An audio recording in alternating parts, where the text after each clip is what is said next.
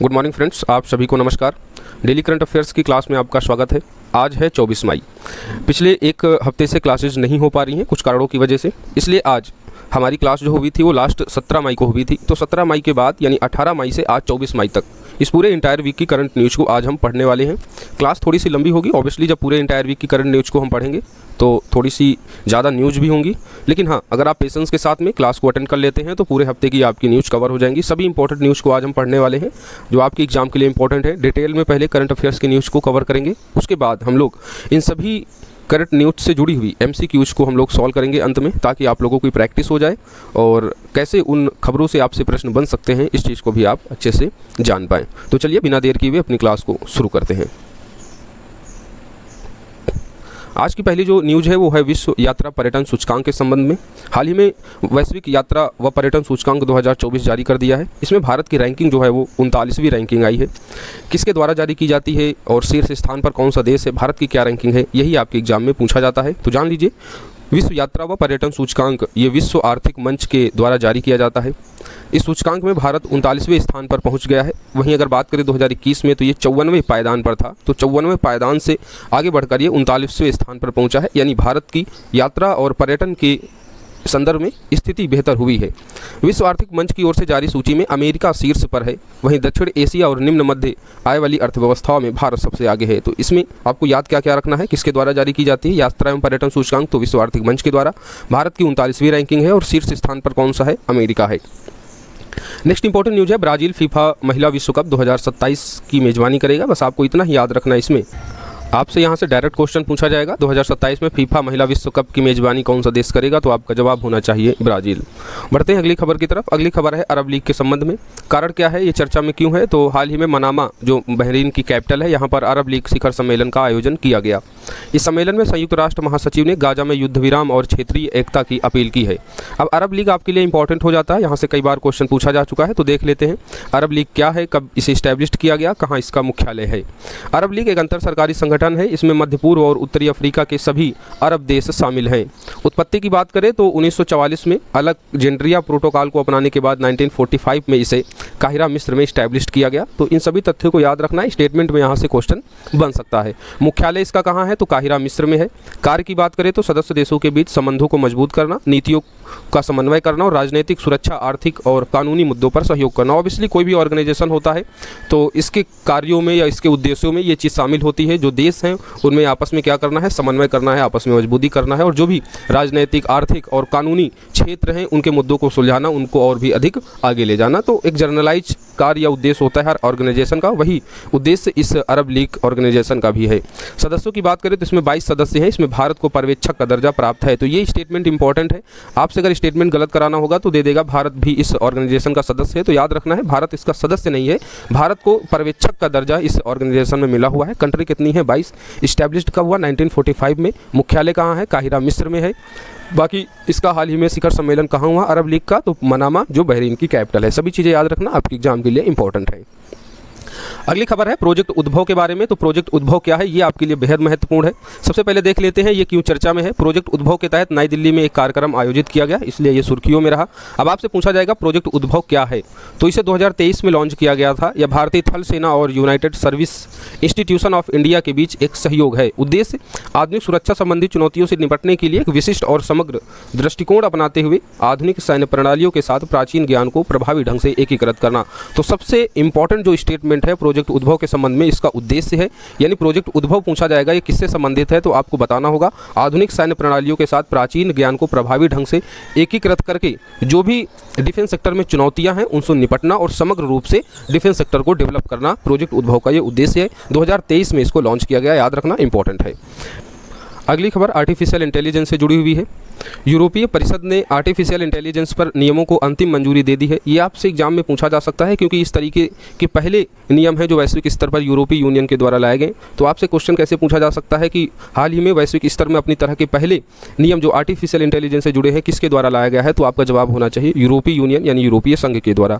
Artificial intelligence पर यह नियम विश्व में अपनी तरह के पहले नियम है। इन नियमों का उद्देश्य क्या है, पूरे यूरोपीय संघ में सुरक्षित और विश्वसनीय आर्टिफिशियल इंटेलिजेंस सिस्टम विकसित करना, ताकि यूरोपीय यूनियनों के नागरिकों के मौलिक अधिकारों का सम्मान सुनिश्चित किया जा सके। आर्टिफिशियल इंटेलिजेंस के विनियम के लिए कुछ अन्य वैश्विक स्तर पर उपाय किए गए हैं, जिसमें चर्चा में जो अधिक महत्वपूर्ण है उनमें सबसे पहला है ब्लेचले घोषणा पत्र, और मुझे आशा है कि इस बार आपके एग्जाम में ये प्रश्न जरूर आएगा। ब्लेचले घोषणा पत्र, इसमें एआई में शामिल जोखिम और जिम्मेदारियों को व्यापक एवं सहयोगात्मक रूप से स्पष्ट किया गया है, और इस ब्लेचले घोषणा पत्र का जो है भारत भी हस्ताक्षर करता है, इस चीज़ को आप याद रखिएगा। अन्य उपायों में देखें तो आर्टिफिशियल इंटेलिजेंस पर वैश्विक साझेदारी जो की बैठक हुई थी, ये नई दिल्ली में हुई थी। इसमें भी सुरक्षित, संरक्षित और विश्वसनीय एआई को आगे बढ़ाने पर आर्टिफिशियल इंटेलिजेंस पर वैश्विक साझेदारी के सदस्यों के बीच आम सहमति बनी थी।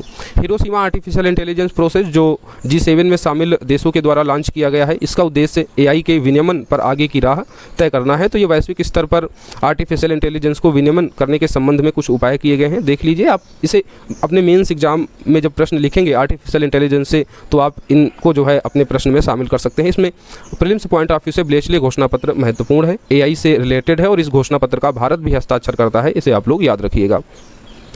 अगली खबर है R21, जिसे हम मैट्रिक्स M कहते हैं। ये एक प्रकार की वैक्सीन है, याद रखिएगा। ये पिछले वर्ष काफ़ी चर्चा में रही थी, बस आपको इतना याद रखना है R21 या मैट्रिक्स M वैक्सीन किस डिजीज से रिलेटेड है, तो आपका जवाब होना चाहिए मलेरिया से।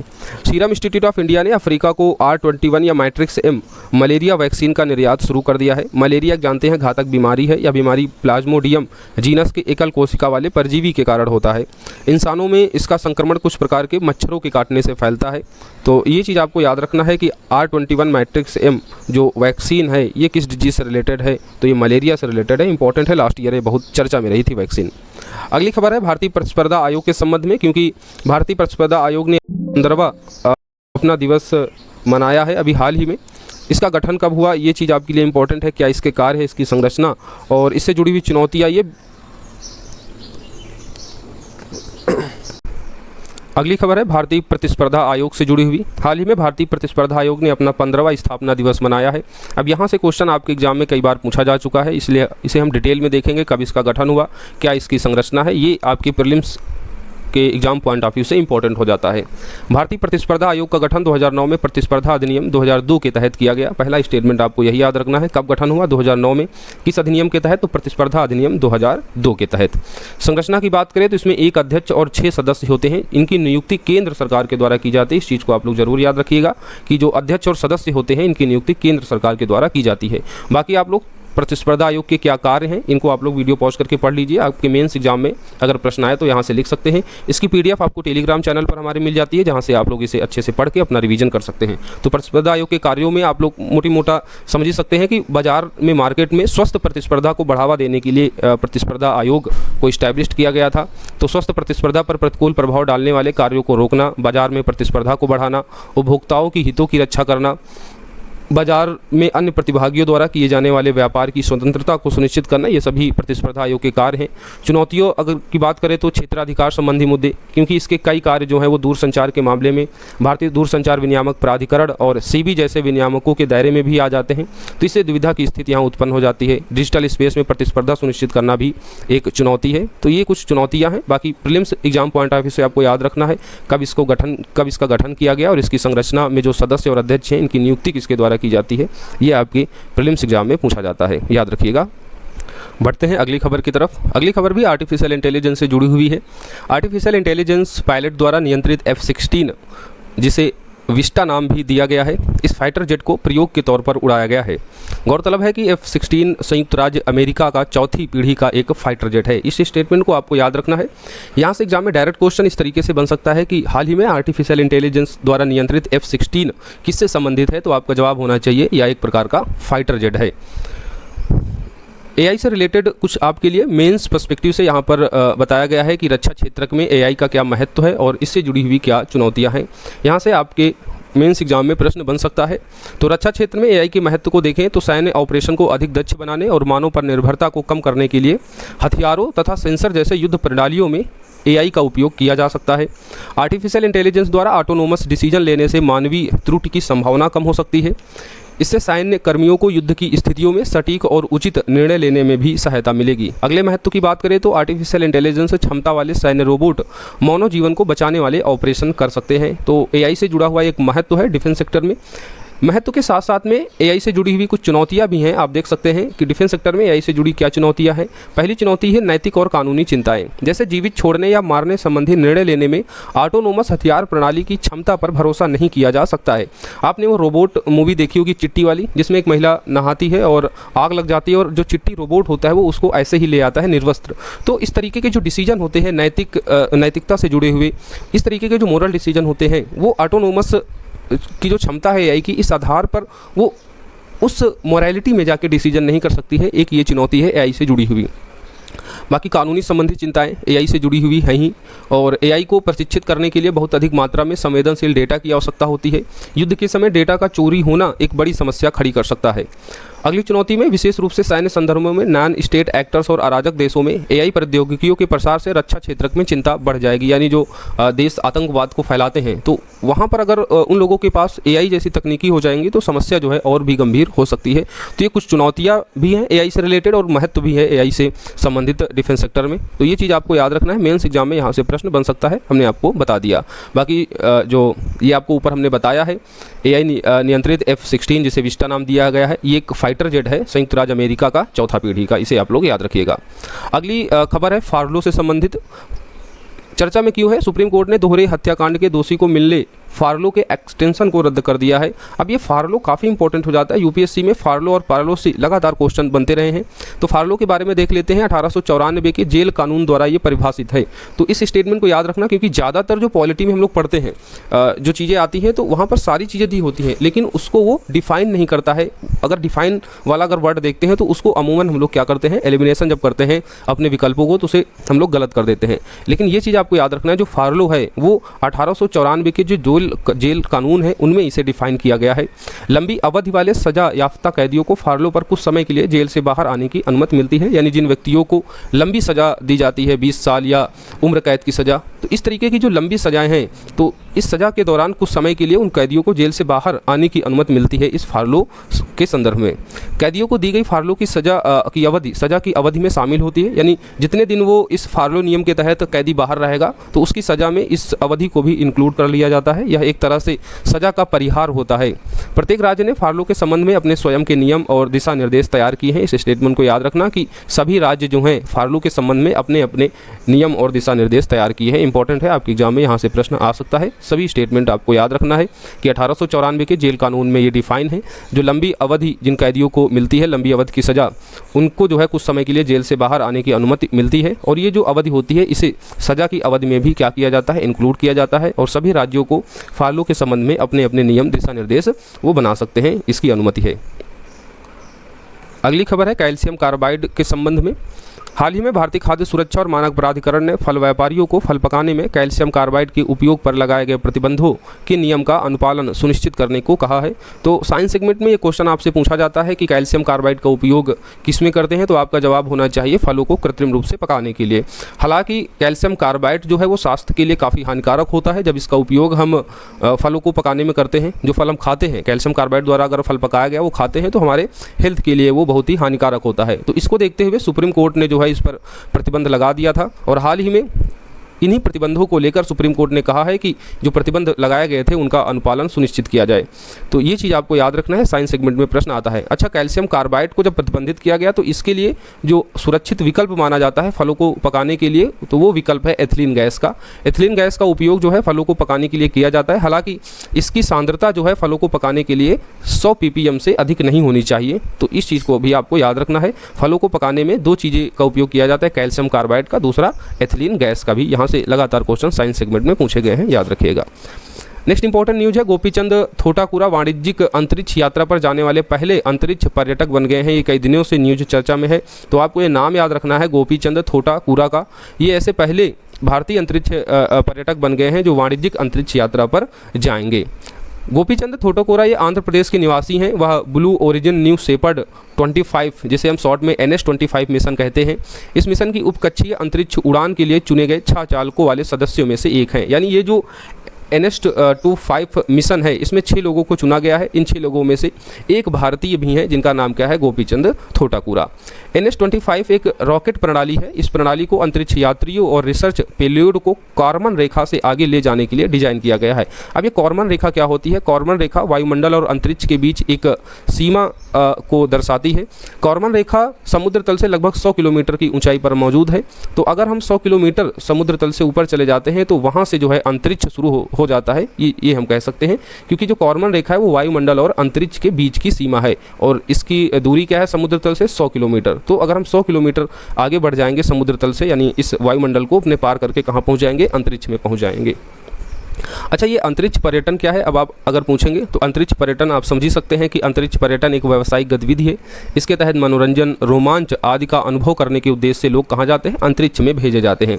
अंतरिक्ष पर्यटन के 2 प्रकार हैं। अब ये मेंस पर्सपेक्टिव से भी प्रश्न बन सकता है अंतरिक्ष पर्यटन को लेकर, तो सभी चीज़ें आपको इसलिए यहाँ पर डिटेल में बताई जा रही हैं। अंतरिक्ष पर्यटन के 2 प्रकार हैं। पहला प्रकार है उपकक्षीय अंतरिक्ष यान।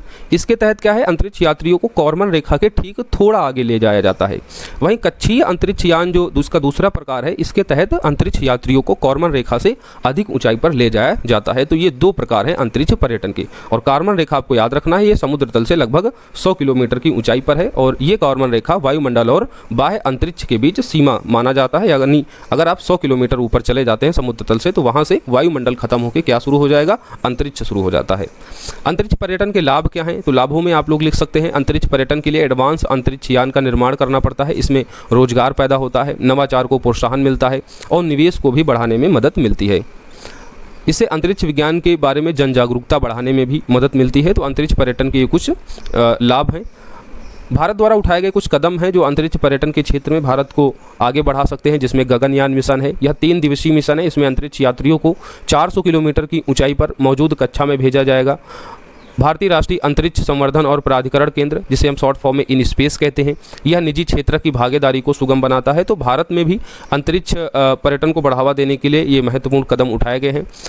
कुछ चुनौतियां मौजूद हैं अंतरिक्ष पर्यटन को लेकर। तो कौन सी चुनौतियां हैं? पहला, बाह्य अंतरिक्ष तक जाने के लिए प्रति व्यक्ति कम से कम $1 मिलियन खर्चा आता है। तो ये जो है खर्चे से संबंधित चुनौतियां है, यानी हर व्यक्ति जो है अंतरिक्ष पर्यटन को अफोर्ड नहीं कर सकता है क्योंकि इसकी लागत जो है वो अधिक है।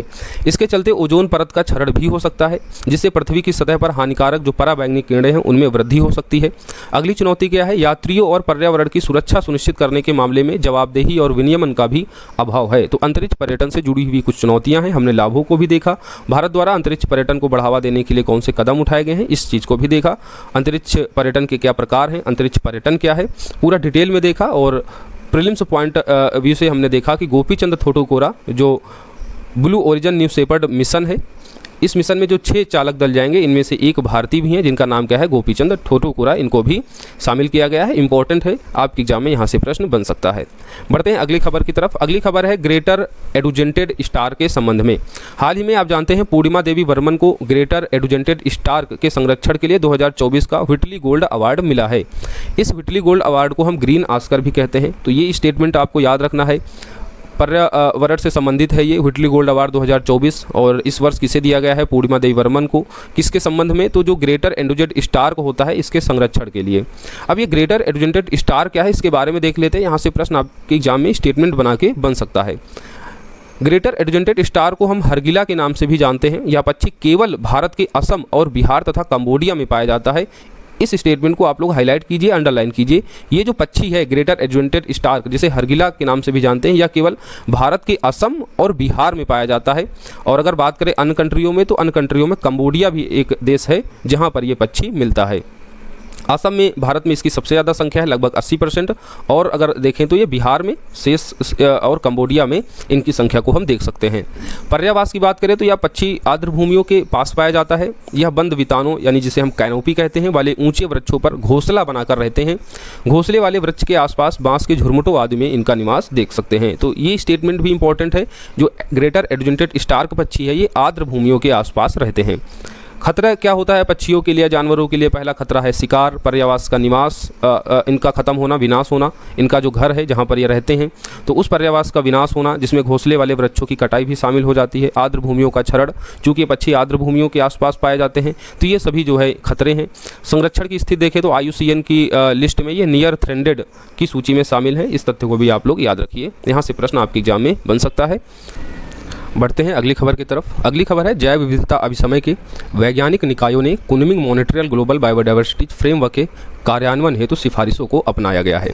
ये आपके एग्जाम के लिए महत्वपूर्ण है। एक्चुअली जो CBD का जो 15वां सम्मेलन हुआ था, इस सम्मेलन के दौरान कुनमिंग मॉनिटरियल ग्लोबल बायोडाइवर्सिटी फ्रेमवर्क को अपनाया गया था और हाल ही में इस फ्रेमवर्क के क्रियान्वयन हेतु कुछ सिफारिशें की गई हैं। अब आपके लिए इंपॉर्टेंट हो जाता है कुनमिंग मॉनिटरियल ग्लोबल बायोडाइवर्सिटी फ्रेमवर्क के बारे में, इसमें जो इंपॉर्टेंट प्रावधान है यहाँ से आपके एग्जाम में प्रश्न बन सकता है। और दूसरा जैव विविधता अभिसमय के बारे में भी पढ़ेंगे, जहां से आपके एग्जाम में लगातार प्रश्न पूछे गए हैं। तो सबसे पहले देख लेते हैं कुनमिंग मॉनिटरियल ग्लोबल बायोडाइवर्सिटी फ्रेमवर्क के बारे में। यह एक गैर बाध्यकारी फ्रेमवर्क है। सबसे पहला स्टेटमेंट आपको यही याद रखना है, क्योंकि बाध्यकारी और गैर बाध्यकारी को लेकर जो है एग्जामिनर स्टेटमेंट बना के क्वेश्चन पूछ लेता है। तो इसमें आपको याद रखना है यह फ्रेमवर्क गैर बाध्यकारी फ्रेमवर्क है। जैव विविधता अभिसमय का जो 15वां सम्मेलन हुआ था, इस सम्मेलन के दौरान इसको अपनाया गया था। इसका उद्देश्य देख लीजिए, 2030 तक जैव विविधता संरक्षण को रोकना और उसमें सुधार करना है। इसके तहत 23 टारगेट निर्धारित किए गए थे जिन्हें 2030 तक पूरा करना है, और 4 जो है गोल्स निर्धारित किए गए थे जिन्हें 2050 तक पूरा करना है।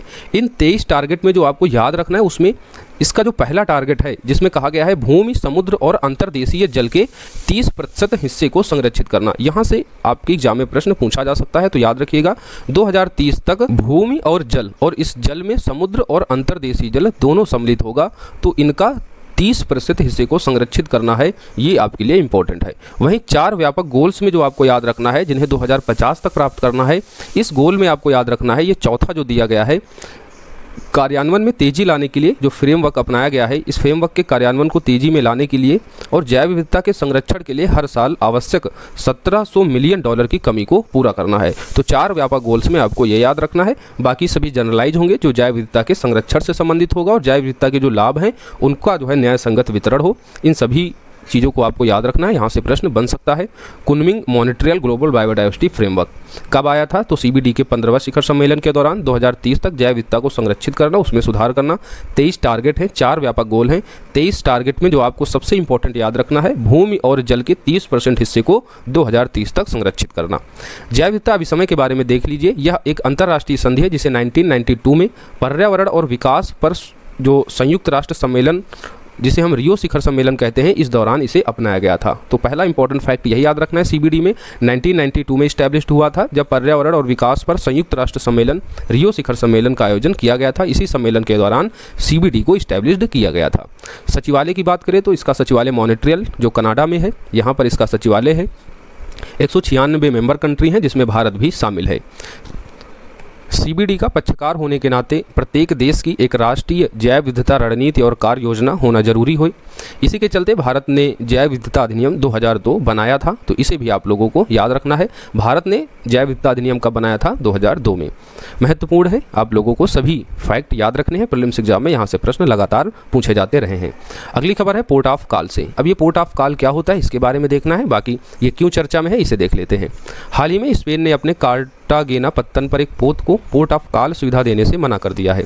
हथियारों की शिपमेंट से युक्त यह पोत भारत से इजराइल जा रहा था। अब ये पोर्ट ऑफ कॉल क्या होता है? तो पोर्ट ऑफ कॉल पत्तन का एक प्रकार है जिसे विशेषीकृत कार्यों के आधार पर वर्गीकृत किया गया है। ऐसे पत्तन मुख्य समुद्री मार्ग पर होते हैं। यहाँ पोत पुनः ईंधन भरने, पेयजल व खाद्य पदार्थ प्राप्त करने के लिए रुकते हैं। इन्हें वाणिज्यिक पत्तनों के रूप में विकसित किया जा सकता है। उदाहरण के लिए अदन, होनोलुलु, सिंगापुर आदि ऐसे महत्वपूर्ण पत्तन हैं जहां पर हम पोर्ट ऑफ कॉल की सुविधा को देखते हैं। अब साधारण भाषा में ऐसे समझिए, अब कोई पोर्ट जो है वो एक देश से समुद्री मार्ग से जाते हैं, सभी ये जो पोर्ट होते हैं, तो समुद्री मार्ग से ये पोर्ट जा रहे हैं किसी दूसरे स्थान पर। तो बीच में जैसे आप गाड़ी चलाते हैं मोटरसाइकिल, तो आप का गाड़ी का पेट्रोल ख़राब हो जाता है, आपको कुछ खाना पीना होता है, तो आप क्या करते हैं? अगर आपको भूख लगती है तो आप किसी होटल में रुकते हैं या ऐसी जगह रुकते हैं जहाँ पर आपको वो सभी पेयजल खाद्य पदार्थ उपलब्ध हो जाए। गाड़ी में ईंधन खराब हो गया तो आप पेट्रोल टंक में रुकते हैं ताकि आप ईंधन भरा सकें। उसी तरीके से जो पोर्ट होते हैं उनमें भी ईंधन खत्म हो जाता है, जो लोग उसमें चलते हैं वहाँ भी खाद्य पदार्थ और पेयजल की उनकी आवश्यकता पड़ती है। तो इन चीज़ों के लिए जो एक स्थान बनाया जाता है उसी कहते हैं हम पोर्ट ऑफ कॉल। ठीक, समझ में आ गया? तो आपको याद रखना है पोर्ट ऑफ कॉल एक पत्तन का ही प्रकार है, और जहाँ पर क्या होता है, पुनः ईंधन भरने, पेयजल, खाद्य पदार्थ प्राप्त करने के लिए जो पत्तन रुकते हैं उनकी यहाँ पर सुविधा प्रोवाइड की जाती है। इंपॉर्टेंट है, डायरेक्ट क्वेश्चन आपसे स्टेटमेंट बना के बन सकता है। अगली खबर है नील नदी के संबंध में। अब ये नील नदी आपकी ज्योग्राफी सेक्शन के लिए इंपॉर्टेंट है, तो इसे हम लोग डिटेल में देखेंगे। बाकी ये चर्चा में क्यों है ये देख लेते हैं। शोधकर्ताओं ने नील नदी की विलुप्त हो चुकी अहरामत शाखा की खोज की है। यह शाखा कभी मिस्र में पिरामिड के पास बहती थी। तो नील नदी की एक सहायक नदी थी अहरामत, जो कई वर्षों के बाद जो है इसकी खोज की गई है, यानी ये फिर से हमको दिखाई दी है। तो इसी के संदर्भ में ये नील नदी चर्चा में रही। अब नील नदी आपके लिए इंपॉर्टेंट है, इसके बारे में देख लेते हैं। नील नदी विश्व की सबसे लंबी नदी है। यह पूर्वी अफ्रीका से होते हुए दक्षिण से उत्तर दिशा की ओर बहती है। उत्पत्ति की बात करें, नील नदी विक्टोरिया झील के जल स्रोतों वाली धाराओं से उत्पन्न होती है। यहाँ से उत्तर पूर्व अफ्रीका को पार करते हुए उत्तर की दिशा की ओर बहती है और भूमध्य सागर में ये मिल जाती है। नील नदी आप अगर वर्ल्ड ज्योग्राफी के मैप में देखेंगे अफ्रीकन कॉन्टिनेंटल में, तो विक्टोरिया झील से निकलती है, फिर ऊपर की तरफ बहते हुए भूमध्य सागर में गिर जाती है। विश्व की सबसे लंबी ये नदी है, इस चीज़ को भी आपको याद रखना है। नील नदी का बेसिन देखें तो ये 11 अफ्रीकी देशों से होकर बहती है, उनकी सीमाओं से होकर गुजरती है। ये देश कौन कौन से हैं, तो इनमें मिस्र आता है, बुरुंडी, तंजानिया, रवांडा, लोकतांत्रिक गणराज्य Kenya, Uganda, Sudan, Ethiopia, Eritrea और दक्षिणी सूडान। ये 11 देश है जहाँ से नील नदी जो है बहती है। नील नदी की सहायक नदी देख लीजिए, तो इसमें व्हाइट नाइल नदी आ जाएगी, ब्लू नील नदी आ जाएगी और अटबारा नदी, ये सभी नील नदी की महत्वपूर्ण सहायक नदियां हैं। अच्छा, यहाँ पर एक चीज़ और याद रखना है, अगर आपसे पूछ लिया जाए विश्व की सबसे चौड़ी नदी कौन सी है या किस नदी का सबसे बड़ा बेसिन क्षेत्र है, तो वो है अमेजन नदी। तो जब चौड़ी पूछी जाए तो अमेजन नदी आ जाएगी, जब लंबी पूछी जाए तो आप नील नदी जवाब आपका लगाइएगा। ठीक है, तो नील नदी के बारे में सारी चीज़ें इंपॉर्टेंट है, याद रखिएगा। बढ़ते हैं अगली खबर की तरफ। अगली खबर है open network for digital commerce के संबंध में। यूपीएससी ने कई बार यहाँ से प्रश्न पूछे हैं, आपकी इकोनॉमिक सेक्शन से संबंधित है ये, तो जान लेते हैं open network for digital commerce होता क्या है। ये चर्चा में क्यों है, उद्योग संवर्धन और आंतरिक व्यापार विभाग ने open network for digital commerce startups महोत्सव का आयोजन किया है। आपके लिए इंपॉर्टेंट जो है वो open network for digital commerce होता क्या है ये जरूरी है। Open network for digital commerce उद्योग संवर्धन और आंतरिक व्यापार विभाग की एक पहल है। इसे कंपनी अधिनियम 2013 की धारा 8 के तहत एक गैर लाभकारी संगठन के रूप में स्थापित किया गया था। तो पहला स्टेटमेंट इंपॉर्टेंट यही हो जाता है कि open network for digital commerce कैसे इस्टेब्लिश्ड हुआ और ये किस मंत्रालय की पहल है। तो उद्योग संवर्धन और आंतरिक व्यापार विभाग की एक पहल है, जिसे कंपनी अधिनियम 2013 के तहत इस्टेब्लिश्ड किया गया था एक गैर लाभकारी संगठन के रूप में। उद्देश्य क्या है, डिजिटल कॉमर्स का लोकतांत्रिकरण करना। Open network for digital commerce platform क्रेताओं और विक्रेताओं को होस्ट करने वाले इंटरफेस के बीच मध्यवर्ती लेयर के रूप में कार्य करता है। तो ये दोनों स्टेटमेंट याद रखना है। डिजिटल कॉमर्स का लोकतांत्रिकरण करने के उद्देश्य से उद्योग संवर्धन और आंतरिक व्यापार विभाग के द्वारा कंपनी अधिनियम 2013 के तहत एक गैर लाभकारी संगठन के रूप में open network for digital commerce को इस्टेब्लिश्ड किया गया था। अगली खबर है नार्वेस्टर या कह सकते हैं काला बैसाखी के संबंध में। ये चर्चा में क्यों है, ज्योग्राफी सेक्शन में यहाँ से लगातार क्वेश्चन पूछे जाते रहे हैं। तो नार्वेस्टर काला बैसाखी चर्चा में क्यों है, क्योंकि हाल ही में भारत नार्वेस्टर या काला बैसाखी का अध्ययन करने के लिए अपना पहला अनुसंधान परीक्षण प्लेटफॉर्म विकसित करने पर काम कर रहा है। अब ये नार्वेस्टर्स क्या होता है इसके बारे में देख लेते हैं, यहीं से प्रश्न आपके एग्जाम में पूछा जाता है। तो नार्वेस्टर या जिसे काला बैसाखी कहते हैं, ये शाम के समय, ये स्टेटमेंट को आपको याद रखना है, शाम के समय चलने वाली भयंकर व विनाशकारी वर्षायुक्त तड़ित झंझा पवनें होती हैं। मार्च और अप्रैल के दिनों में, मार्च और अप्रैल को अगर हिंदी भाषी अगर हम महीनों में देखते हैं तो कहते हैं बैसाख, और इसी कारण इसको क्या कहते हैं, काला बैसाखी। तो मार्च और अप्रैल के दिनों के समय जब भूभाग गर्म हो जाता है, तो भूभाग के गर्म होने से पूर्वी जो भारत है, जिसमें बिहार, झारखंड, पश्चिम बंगाल आदि स्टेट आते हैं, यहाँ पर क्या होता है कि संवहन की वजह से नार्वेस्टर उत्पन्न हो जाते हैं। इन्हें काला बैसाखी भी कहा जाता है, जिसका अर्थ क्या होता है, बैसाख के महीने में आने वाली तबाही। असम में इन पवनों को बारदोली छीड़ा के नाम से जानते हैं। तो ये स्टेटमेंट याद रखना है। बारदोली छीड़ा क्या है, ये नार्वेस्टर या काला बैसाखी ही है, जिसे असम में जो है स्थानीय भाषा में कहते हैं बारदोली छीड़ा। ये पवनें चाय, पटसन और चावल की खेती के लिए अच्छी मानी जाती हैं। सभी स्टेटमेंट इंपॉर्टेंट है। काला बैसाखी या जिसे हम नार्वेस्टर्स कहते हैं, शाम के समय चलने वाली ये विनाशकारी तड़ित झंझावत पवनें होती हैं। मार्च अप्रैल के दिनों में इनको देखा जाता है पूर्वी भारत में, खासकर बिहार, झारखंड, पश्चिम बंगाल की स्टेट में देख सकते हैं। असम में इन पवनों को स्थानीय भाषा में कहते हैं बारदोली छीड़ा, और ये पवनें जो होती हैं चाय, जो पटसन और चावल की खेती होती है उसके लिए अच्छी मानी जाती है। इंपॉर्टेंट है, प्रश्न यहाँ से पूछे जाते हैं।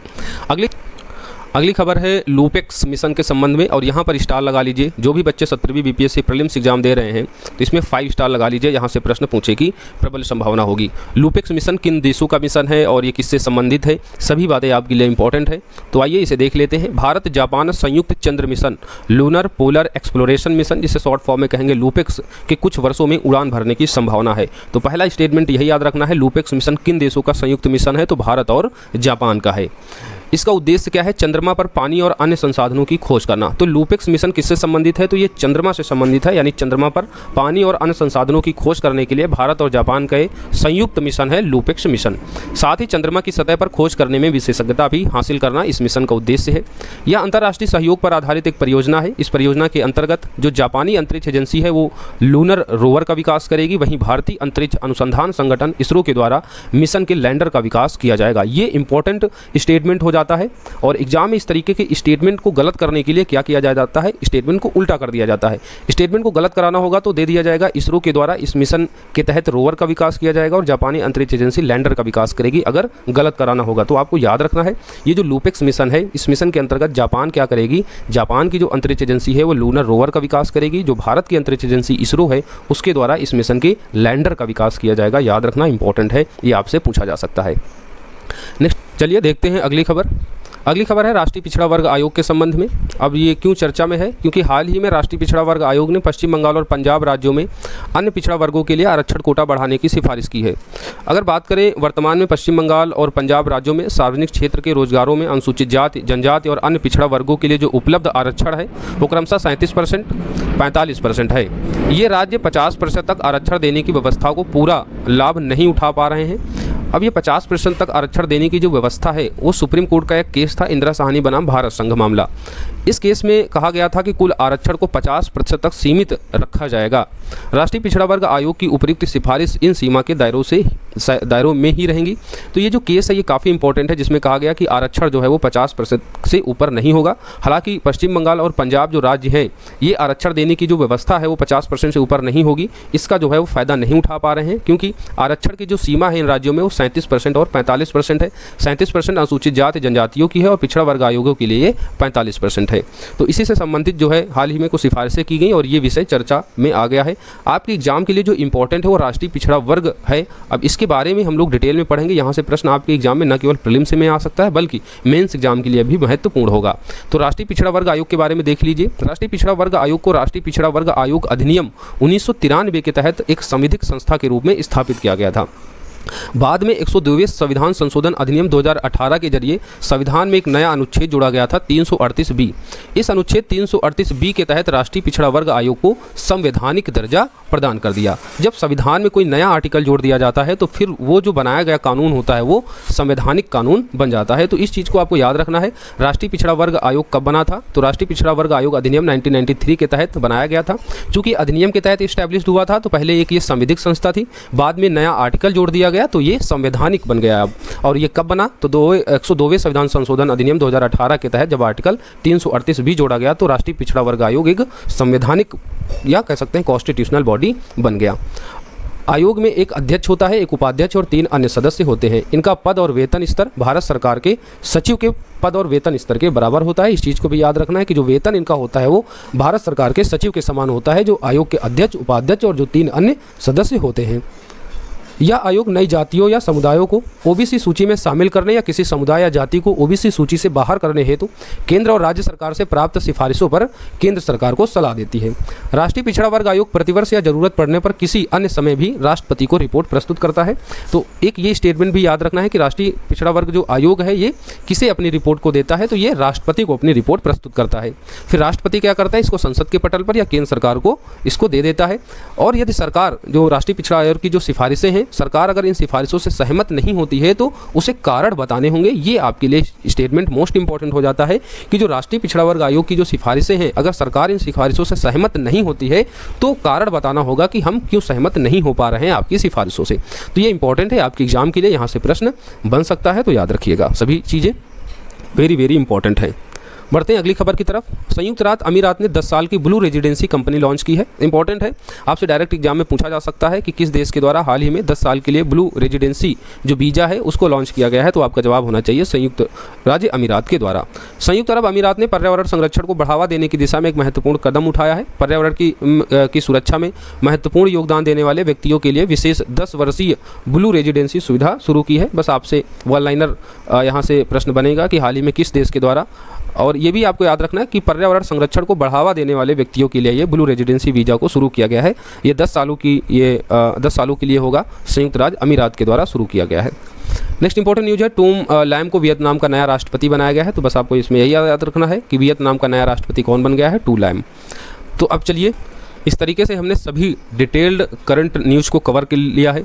हमने 18 मई से लेकर 24 मई तक की जो भी इंपॉर्टेंट न्यूज़ हैं आपके एग्जाम पॉइंट ऑफ व्यू से, उनको सभी को पढ़ा है। अब हम लोग जो हमने ऊपर डिटेल में करंट न्यूज़ कवर की है उन्हीं से रिलेटेड MCQs हैं, सॉल्व करेंगे, देखेंगे कि किस तरीके से आपके एग्जाम में प्रश्न बन सकते हैं। पहला इसमें प्रश्न है, हालांकि इस न्यूज़ को हमने कवर नहीं किया क्योंकि वन लाइनर टाइप में पूछा जाएगा, तो इस प्रश्न को हम लोग देख लेते हैं। याद रखिएगा कि हाल ही में बाउल गीतों को यूनेस्को की मानवता की अमूर्त सांस्कृतिक विरासत में सूचीबद्ध किया गया है। आपको बताना है बाउल संगीत का जनक किसे माना जाता है। तो आपको बस इतना इसमें याद रखना है, 4 ऑप्शन दिए गए, इसमें सही जो उत्तर होगा फ़कीर लालन शाह। फ़कीर लालन शाह के द्वारा बाउल संगीतों को जो है लिखा गया था, और ये जो बाउल संगीत है इनको हाल ही में यूनेस्को की मानवता की अमूर्त सांस्कृतिक विरासत में सूचीबद्ध किया है। याद रखना, बाउल संगीत के जनक कौन है, फ़कीर लालन शाह। चलिए अब देखते हैं अगले प्रश्न को। अब जितने प्रश्न होंगे जो हमने ऊपर न्यूज़ पढ़ रखी है डिटेल में, उन्हीं से रिलेटेड होंगी, तो आप सभी इन प्रश्नों के उत्तर दीजिएगा। प्रश्न है, कैल्शियम कार्बाइड जिसके उच्च स्तर के लंबे समय तक संपर्क में रहना हानिकारक माना जाता है, इसका उपयोग किस रूप में किया जाता है। हमने ऊपर पढ़ा कैल्शियम कार्बाइड, आप कह रहे हैं ठीक है सर हमने पढ़ रखा है, तो अब जवाब दीजिए कैल्शियम कार्बाइड का उपयोग किस में करते हैं। 4 ऑप्शन दिए गए हैं, उर्वरक, फल पकाने वाले एजेंट के रूप में, खाद्य परीक्षक या कीटनाशक के रूप में। तो आपका सही जवाब क्या होगा, फल पकाने वाले एजेंट के रूप में। एथिलीन गैस का उपयोग जो है फल पकाने में किया जाता है कृत्रिम रूप से, और वो एक सुरक्षित विकल्प माना जाता है। कैल्शियम कार्बाइड हानिकारक होता है, इसलिए इसे प्रतिबंधित किया गया है। तो आपको याद रखना है, ये आपके साइंस सेगमेंट में प्रश्न पूछा जाता है। चलिए देखते हैं अब अगले प्रश्न को। अगला प्रश्न है, ग्रेटर एडजुंटेड स्टार के संदर्भ में आपको बताना है, 3 कथन दिए गए हैं, इनमें से कितने कथन सही होंगे। पहला कथन है, यह गुजरात के कच्छ रण में पाया जाता है। तो आप कहेंगे सर ये तो गलत होगा, क्योंकि जो ग्रेटर एडजुंटेड स्टार का है वो भारत के केवल 2 क्षेत्रों में ही मिलता है, एक असम जहाँ पर इसकी लगभग 80% आबादी है, दूसरा है बिहार। अन्य कंट्रियों की बात करें तो भारत के अलावा कंबोडिया में भी ग्रेटर एडजुंटेड स्टार देखने को मिलता है। तो भारत के केवल 2 राज्य हैं, असम और बिहार, जहाँ पर ग्रेटर एडजुंटेड स्टार इस पक्षी को देखा जाता है। तो पहला स्टेटमेंट तो गलत हो जाएगा। दूसरा स्टेटमेंट क्या है, यह आमतौर पर आर्द्र भूमि में निवास करते हैं और बंद वितानों वाले ऊंचे वृक्षों पर घोंसला बनाते हैं। आप कहेंगे सर ये बिल्कुल ठीक है, हमने ऊपर पढ़ रखा है। तीसरा है, IUCN सूची के अंतर्गत इनके संरक्षण की स्थिति एंडेंजर्ड है। तो ये भी स्टेटमेंट क्या होगा, गलत हो जाएगा, क्योंकि हमने पढ़ा था IUCN लिस्टेड में ये नियर थ्रेटेंड सूची में शामिल है। तो तीसरा स्टेटमेंट भी गलत होगा। तो केवल इसमें एक स्टेटमेंट सही है, दूसरा वाला। तो सही उत्तर हो जाएगा ऑप्शन ए, केवल एक कथन सही है। अगला प्रश्न है, जैव विविधता अभिसमय के संदर्भ में बताना है कि कौन से कथन इसमें सही हैं। अब यहाँ भी 3 कथन दिए जा रहे हैं। पहला कथन क्या है, जैव विविधता अभिसमय के बारे में, यह रियो पृथ्वी शिखर सम्मेलन में अपनाई गई अंतर्राष्ट्रीय संधि है। आप कहेंगे बिल्कुल सही सर, रियो शिखर सम्मेलन 1992 में हुआ था, उसी के दौरान जैव विविधता अभिसमय को अपनाया गया था। दूसरा है, भारत भी इसका सदस्य है। ठीक, बिल्कुल सही बात, सदस्य है। भारत ने इस संधि को लागू करने के लिए 2002 में जैव विविधता अधिनियम भी बनाया था। तीसरा कथन भी सही है, हमने ऊपर पढ़ा था।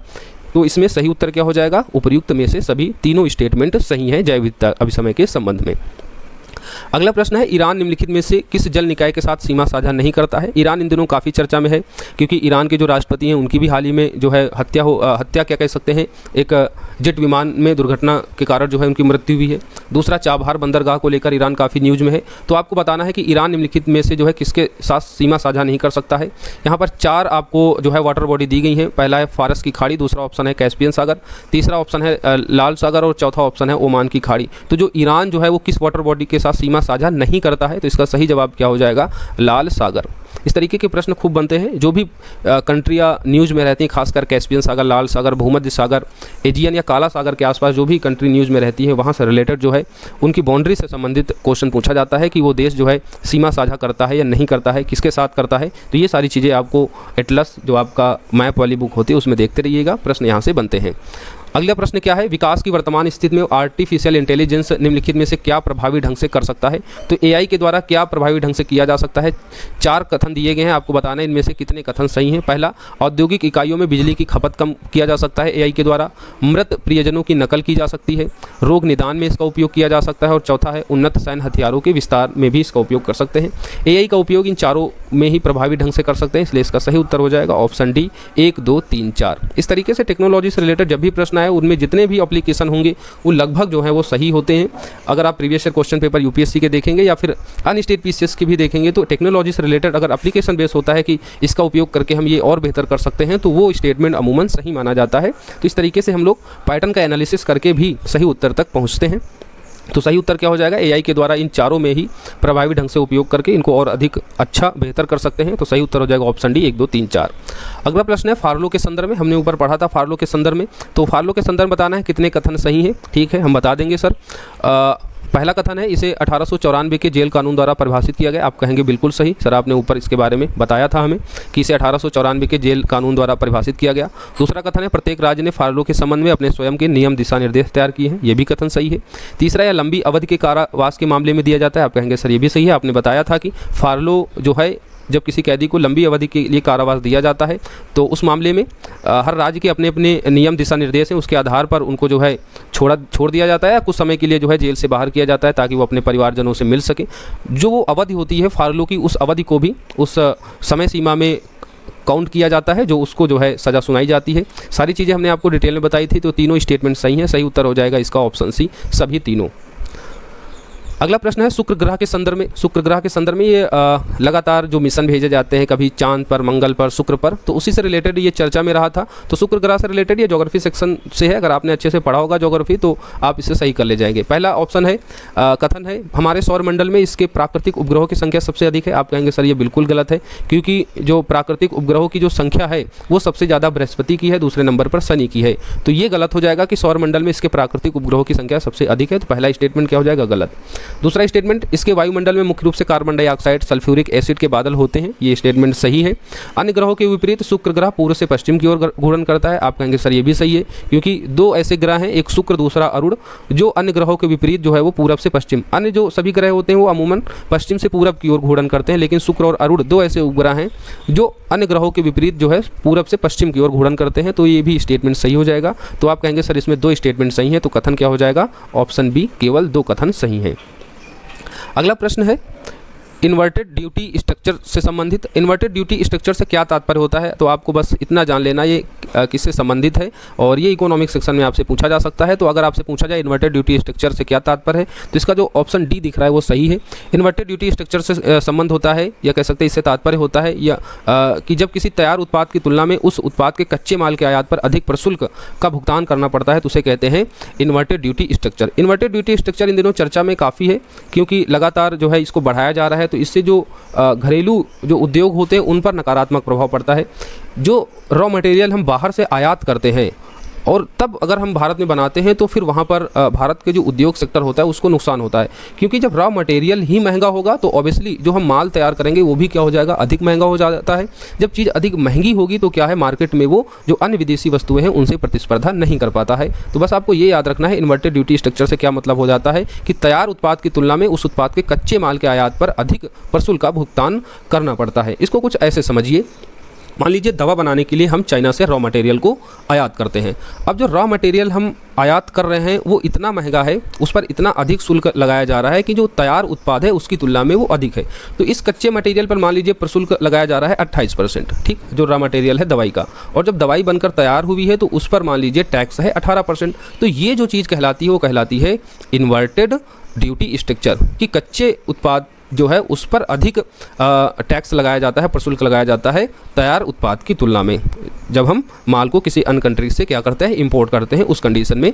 तो ये चीज़ आपके लिए इंपॉर्टेंट है, ये प्रश्न आपसे बन सकता है, लगातार सुर्खियों में है।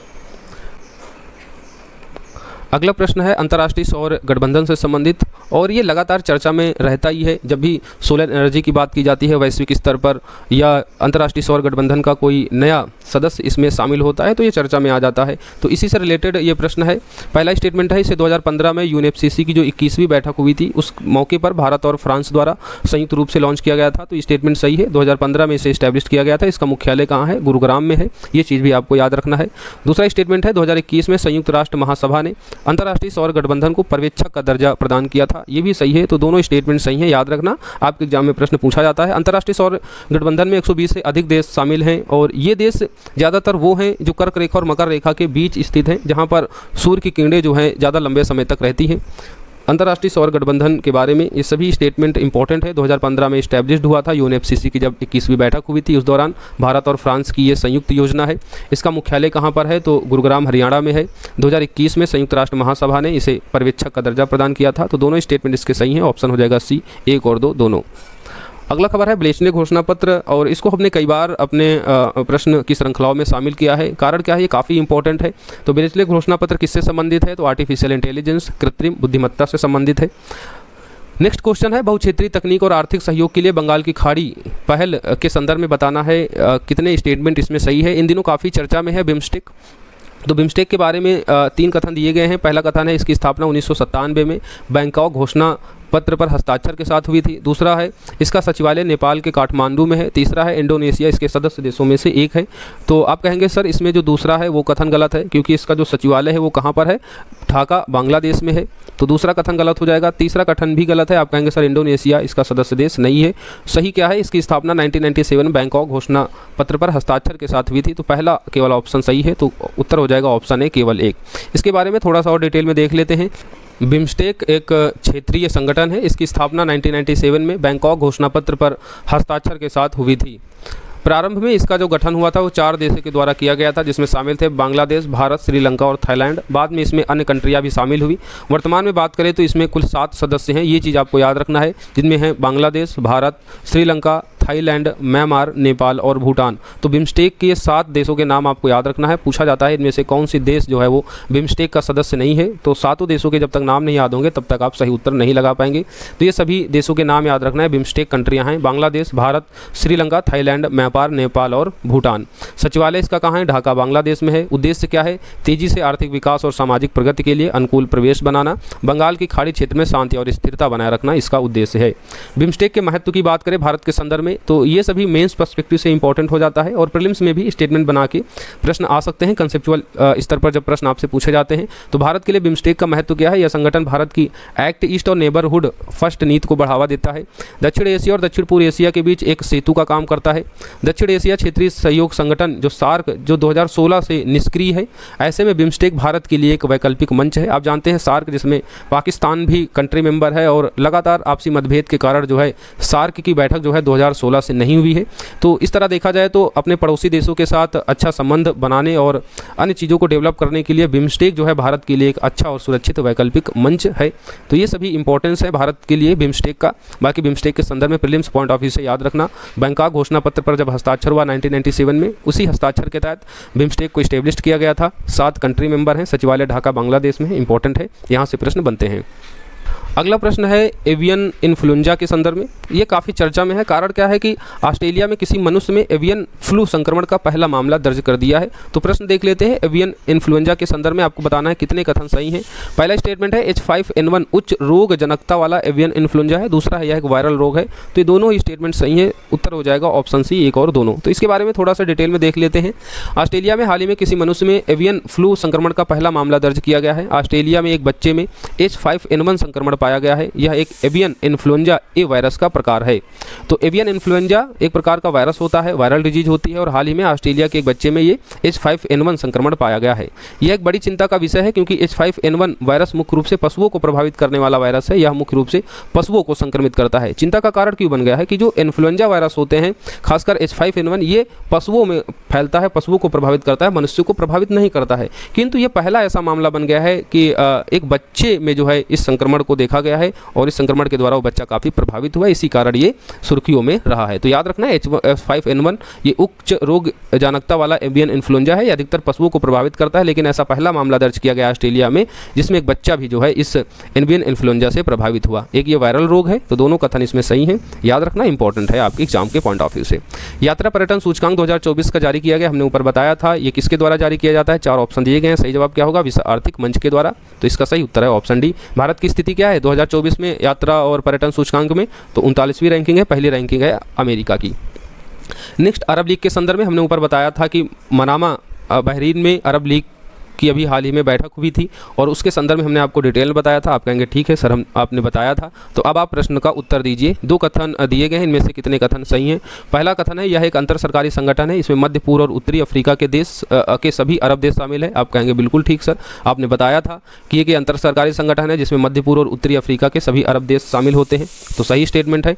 दूसरा स्टेटमेंट है 1944 में अलेक्जेंड्रिया प्रोटोकॉल को अपनाने के बाद ही इसका गठन हुआ था। आप कहेंगे सर ये भी सही है, ये भी बताया था कि अलेक्जेंड्रिया प्रोटोकॉल जो 1944 आया था, इसको अपनाने के बाद 1945 में अरब लीग को इस्टेब्लिश किया गया था और इसका मुख्यालय कहाँ है, मिस्र की राजधानी काहिरा में इसका सचिवालय या इसका कह सकते हैं मुख्यालय है। तो इसमें दोनों स्टेटमेंट सही है, सही उत्तर हो जाएगा ऑप्शन सी, 1 और 2 दोनों। अगली खबर है प्रतिस्पर्धा आयोग, हमने ऊपर बताया था प्रतिस्पर्धा आयोग अपना जो है वो 15वां स्थापना दिवस मना रही है। कब इसे इस्टेब्लिश किया गया था, ये सभी चीज़ें आपको बताया था। प्रतिस्पर्धा अधिनियम 2002 के तहत 2009 में प्रतिस्पर्धा आयोग बनाया था और उसके बारे में हमने सभी चीज़ें आपको डिटेल में बताई थी, तो उसी से रिलेटेड प्रश्न है। अब आप बताइए इनमें से कितने कथन सही हैं। 2 कथन दिए गए हैं, पहला है ये एक वैधानिक निकाय है, दूसरा है इसका उद्देश्य स्वास्थ्य प्रतिस्पर्धा पर प्रतिकूल प्रभाव पड़ने वाले कार्यों पर रोक लगाना। आप कहेंगे सर इसमें दोनों स्टेटमेंट सही हैं, क्योंकि प्रतिस्पर्धा आयोग एक वैधानिक निकाय है। 2009 में प्रतिस्पर्धा अधिनियम 2002 के तहत इसे इस्टेब्लिश किया गया था। उद्देश्य क्या है, प्रतिस्पर्धा को स्वास्थ्य और अनुकूल रूप से बढ़ावा देना। तो दोनों स्टेटमेंट इसमें सही हो जाएंगे, तो इसका सही उत्तर हो जाएगा ऑप्शन सी, 1 और 2 दोनों। अगला प्रश्न है हाल ही में सुर्खियों में रहा प्रोजेक्ट उद्भव। हमने प्रोजेक्ट उद्भव के बारे में भी आपको डिटेल में बताया था और बताया था कि आपको याद रखना है प्रोजेक्ट उद्भव का क्या उद्देश्य है। तो इसका जवाब आप सभी कमेंट बॉक्स में दीजिए। आपके पास ऑप्शन है प्रोजेक्ट उद्भव का उद्देश्य है, ऑप्शन ए रक्षा उपकरणों का स्वदेशीकरण, ऑप्शन बी प्राचीन स्मारकों का कायाकल्प करना, ऑप्शन सी सांस्कृतिक कूटनीति को बढ़ावा देना, ऑप्शन डी प्राचीन ज्ञान का उपयोग करके आधुनिक सुरक्षा चुनौतियों का समाधान करना। तो 4 ऑप्शन आप लोग पढ़ लीजिए अच्छे से इसको पॉज करके और आप लोग कमेंट बॉक्स में इसके उत्तर को बताइए प्रोजेक्ट उद्भव का उद्देश्य क्या है। अब यहीं आपकी करंट अफेयर्स की क्लास समाप्त हो रही है। हमने सभी करंट न्यूज़ को डिटेल में देखा जो एग्जाम पॉइंट ऑफ से इंपॉर्टेंट है पूरे इंटायर वीक की। उन सभी न्यूज़ से रिलेटेड हमने MCQs भी सॉल्व की है। आई होप आपको क्लास पसंद आई होगी। मिलेंगे हम लोग अगली क्लास के साथ में। आप जानते हैं 16 जून को UPSC का एग्जाम है और इसकी व्यस्तता के कारण आपकी क्लास कंटिन्यू नहीं हो पा रही है, लेकिन हाँ वीकली आपको करंट अफेयर्स यहाँ से प्रोवाइड किया जा रहा है ताकि आपकी जो करंट अफेयर्स आप जो पढ़ रहे थे उसका फ्लो ना टूटे और आपकी न्यूज़ जो है वो कवर होती रहे। इन दिनों इलेक्शन का माहौल है, इसलिए राष्ट्रीय स्तर की करंट न्यूज़ आपको देखने को नहीं मिलेंगी। जो न्यूज़ हैं वो स्टैटिक करंट जीके से रिलेटेड होंगी और जो इंटरनेशनल कुछ करंट अफेयर्स की न्यूज़ हैं वो ही आपके लिए इंपॉर्टेंट हो जा रही हैं। तो जो भी इंटायर वीक की करंट न्यूज़ थी हमने आपको प्रोवाइड करा दिया है। इसी तरीके से आपके एग्जाम में करंट न्यूज़ सभी पूछी जाएंगी। बदलते एग्जाम पैटर्न को ध्यान में रखकर यहाँ पर आपको प्रोवाइड की जा रही है। जो पूछा जाता है वहीं आपको यहाँ पढ़ाया जाता है, वरना करंट पढ़ने के लिए बहुत सारा कंटेंट हो जाता है, लेकिन जो इंपॉर्टेंट है हमें वही पढ़ना है, ठीक है। बाकी जो आपकी क्वेरीज हो वो आप कमेंट बॉक्स में ज़रूर बताएं। क्लास को लाइक शेयर कमेंट जरूर करें, लोगों तक ज़्यादा से ज़्यादा इसे पहुँचाएँ इन क्लासेस को। मिलेंगे हम लोग अगली क्लास के साथ, जब तक आप पढ़ते रहें जहाँ है वहाँ सुरक्षित रहें। धन्यवाद, जय हिंद, बाय बाय।